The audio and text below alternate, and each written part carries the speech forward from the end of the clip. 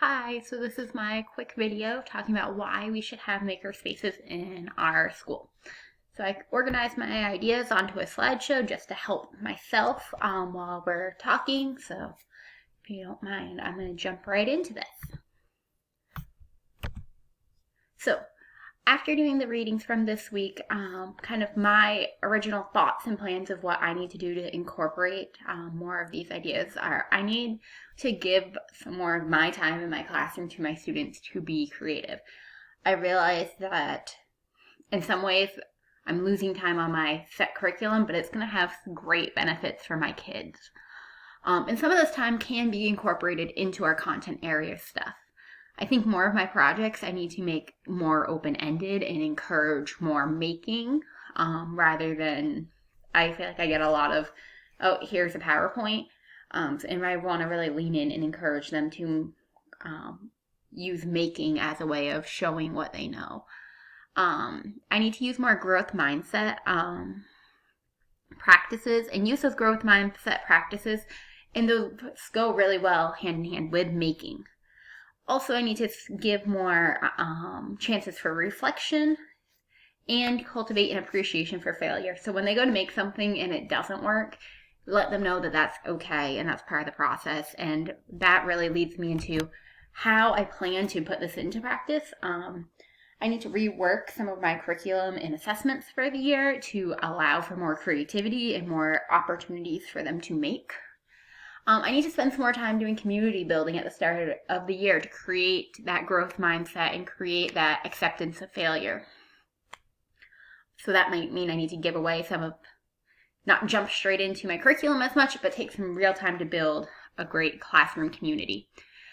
And then for them to reflect, I really am looking forward to actually getting our student websites off the ground. This is something we've toyed with for 2 years and COVID has made really hard, and it's something I really want to dedicate some of my time this year to doing and letting our students build a website for themselves to reflect on their ideas after projects. So it's not just, oh, I did this thing, but what did they learn from it, and getting to kind of put that personal reflection with it. And those will also turn into our guides for student conferences. So as I was reading this week, my big aha moment, when I found this graphic, and if you click the graphic, there's a link that takes you right to the site. But this graphic really stood out to me, kind of the connections in between growth mindset and makers education, because they're really one and the same when you think about them. You have to have growth mindset to be a maker, and working with maker education is going to build those growth mindset skills.